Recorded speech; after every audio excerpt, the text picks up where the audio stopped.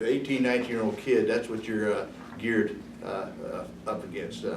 Emotions like that, fear, just so many emotions coming through, it's just horrendous. And to me, having my country put me through that with so little training just wasn't right. I'm not putting our country down, but because I'm very patriotic still. I fly the flag and Marine Corps flag over my barn. But it's just a shame that that had to happen. It really isn't. And so many young guys, we'd have fresh guys coming in the squad, and they weren't going to make it. You could tell. They just couldn't handle it. They were overweight, or they just couldn't handle it. And 9 out of 10 times they didn't make it. But I'd go to the lieutenant. That's lieutenant. He's going to get somebody else killed. He can't do it. He can't handle this, all this pressure. Says you got him, take him. They had one guy, he made it, lives in Banks, Oregon. I was a sergeant. He was 27 years old, I was 19. And Spike, that's a Spike.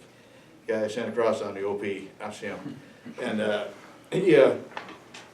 we getting hit real hard one night on what they call, you have a perimeter, and foxholes, and you have the radio man and the lieutenant and the corpsman stay right in the middle, so you protect them.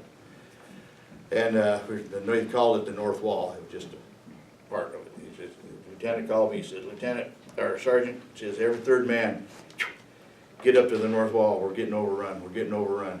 And he says, get up here ASAP. So what you do is every third man, 1, 2, 3. You're 3. Get up behind me. 1, 2, 3. Get up behind me. 1, 2, 2. Spike.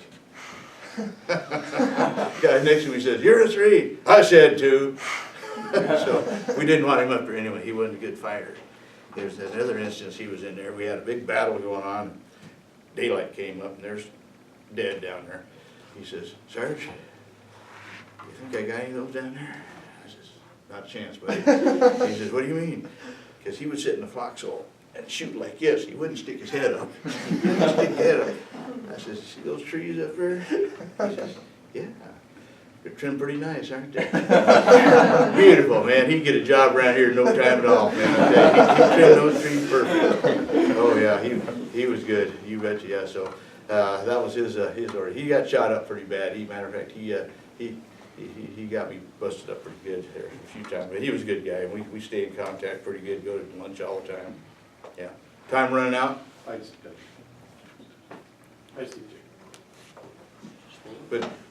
But yeah, it's you know, I've got some pretty good stories about Spike. Is one time we were getting probed. They'll probe you in the daytime to find out where your lines are. And so I called the lieutenant. I said, Lieutenant, we're getting probed. I says, I had to have permission to throw a grenade out, you know, to get in. So he says, permission granted, because if you just start shooting, the whole lines will light up, because everybody's nervous, on edge. You know, boom, boom, boom, boom, boom. You don't want to get caught with your pants down, in other words. So Spike's next to me, and I used to love throwing grenades. Loved it. A lot of guys pass them to me, because you don't see this in John Wayne movies, but you're in the jungle, you have tree branches, you throw a grenade, they can come back on you real quick. And so guys were real leery about throwing grenades, but I loved it. But I'd let the spoon fly.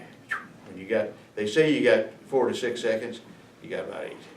Yeah, thank God. So I was going to throw a grenade out there and probe, and I pulled the pin on the grenade and I let the spoon fly.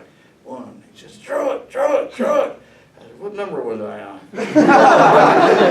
Man, I didn't think he's ever going to make it. He just fell apart. You ever seen a guy on cartoons fall apart? That's what happened. He did. I got it out there. But he got hold of the lieutenant. He said, Lieutenant, he's crazy. He's crazy. Get me out of this outfit now. He's crazy. The lieutenant just winked at me. Carry on.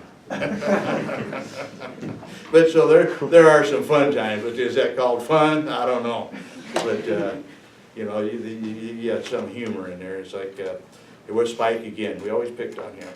I'm getting guys ready for a night ambush. A lot of guys are taking stuff they don't need, and you have to travel light, real light. And monsoon is just raining, man, it's coming down in buckets. And we left Spike in the rear, because you have your latrines, the bathrooms, and you have 55-gallon drums that are cut in half. That's what you use. And every so often you have to pull them out. And put kerosene in them and burn them. And that's not a desirable job. I never had to do it, thank God, but boy, I tell you, the stench was horrible. And they're just full of maggots and it's pretty nasty, real nasty. Well, one of my fire team leaders came up to me, he says, Sarge, he says, they're gonna hear some gunfire go off. I said, what are you talking about? I'm trying to get ready for a night ambush here, getting all the men situated this way and this and that. And he says, well, I just want you to be aware. So Spike's up there and he's doing his thing. Says, you guys have a good time out there. Enjoy yourselves tonight. You guys, yeah, ha, ha, ha. We didn't want him out there anyway. So, yeah, but he thought he was, pretty cool about it. But all of a sudden, bam, bam, bam, bam, bam, bam. Geez, everybody's in the mud.